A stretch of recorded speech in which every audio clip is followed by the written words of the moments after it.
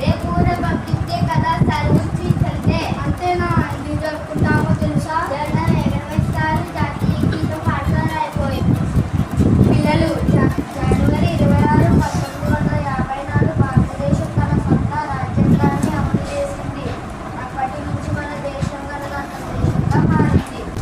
అని గుర్తుపెట్టారా పిల్లలు? మీరు స్కూల్ బుక్ లా ఉన్నారు. నేను పుస్తకాన్ని కాదు, నేనే మీకు స్వేచ్ఛ సమానత్వం హక్కు ఇచ్చిన భారత రాజ్యాంగం. మీరు ఎవరు? నేను అంబేద్కర్.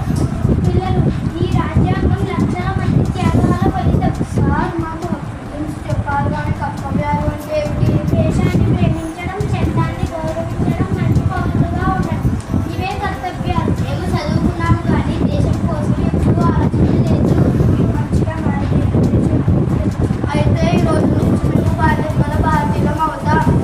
దేశాన్ని ప్రేమిస్తాం, చట్టాన్ని గౌరవిస్తాం, భారతదేశాన్ని గొప్పదిగా మారుస్తాం. జై హింద్, వందే మాతరం. మేము భారతీయులం.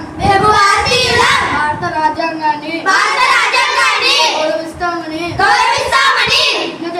ప్రతిజ్ఞ చేస్తున్నాం. రాజ్యాంగం ఇచ్చిన హక్కులను వినియోగం చేసుకుంటూ దేశానికి మా కర్తవ్యాలను నిజాయితీగా నిర్వర్తిస్తాం. మంచి పౌరులమై భారతదేశాన్ని గొప్పదిగా మారుస్తామని మనస్ఫూర్తిగా ప్రతిజ్ఞ చేస్తున్నాం. Happy republic day.